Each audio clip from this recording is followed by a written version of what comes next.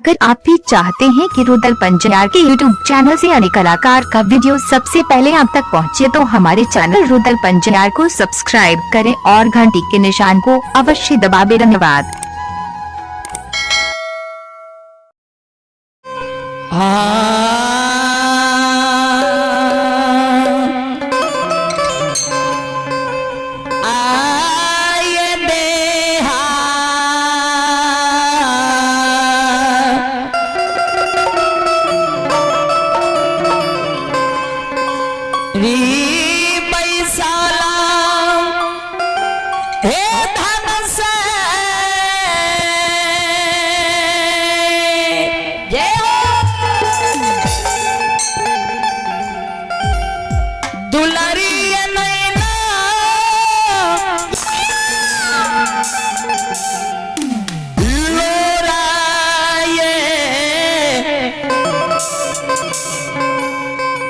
ये मोहब्बइये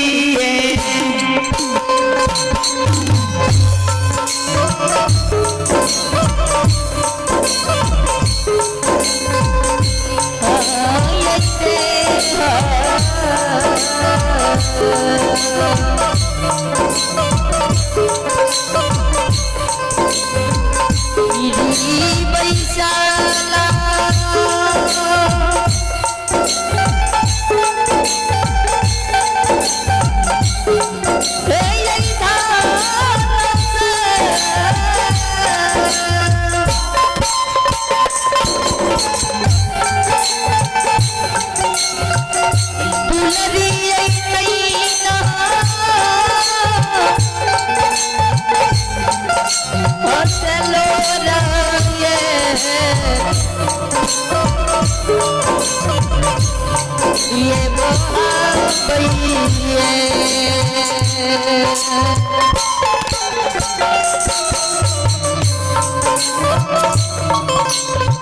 श्रोता सज्जन वृंद, हमारी माँ बहन बाबू भैया सब देहरी पर बैस के धन सर धिया आँख से आंसू गिरावे। बुढ़िया माँ लाले लाले डोली पर सवार भेले ले धन सर से पूछेंगे, धन सर की तो राम धन लक्ष्मी घटलो की दूध भात कटोरा प्रेम गलो पिया को आँख से आंसू गिरा रहली है, जार बेजार कन रहली है। बुढ़िया माँ के शब्द धन सर सुने, बुढ़िया माँ कहेगी, धन सर कहेंगे बुढ़िया माँ माता दी आगे नहीं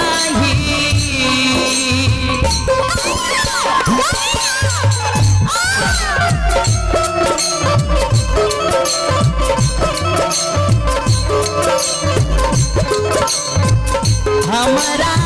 घटलई ए भैया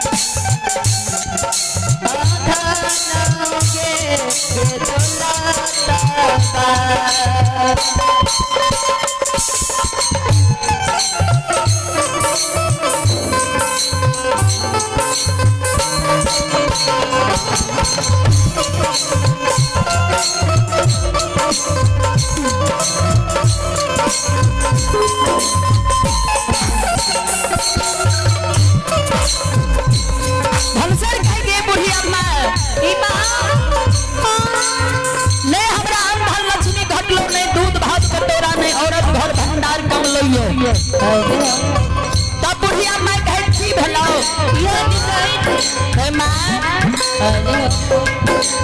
सबके घर आंगन में भाई के जन्मल भतीजा खेलैया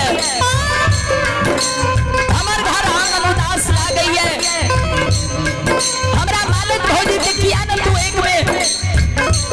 एको गो बेटा बेटी पुत्र पुत्री संतान दै छै हे गे बुढ़िया अम्मा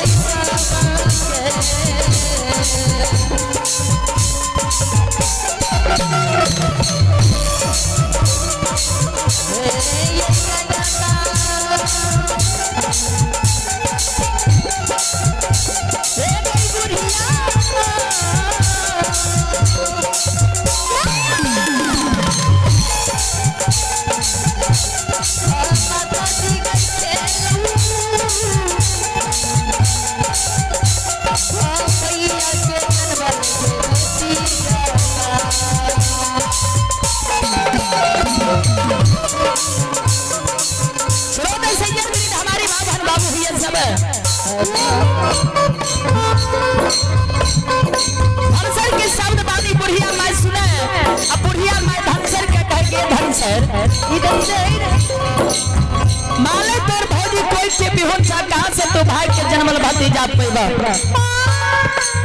हे श्रोता सेकंड बिरिंद हमारी मां बहन बाबू है सब श्रोता भगवान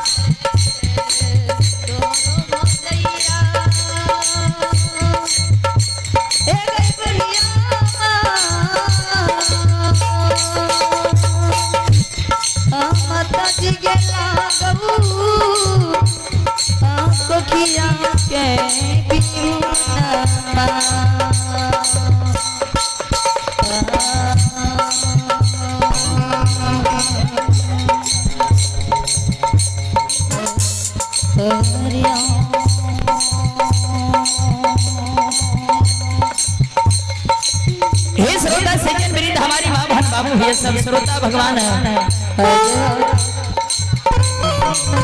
धनसर के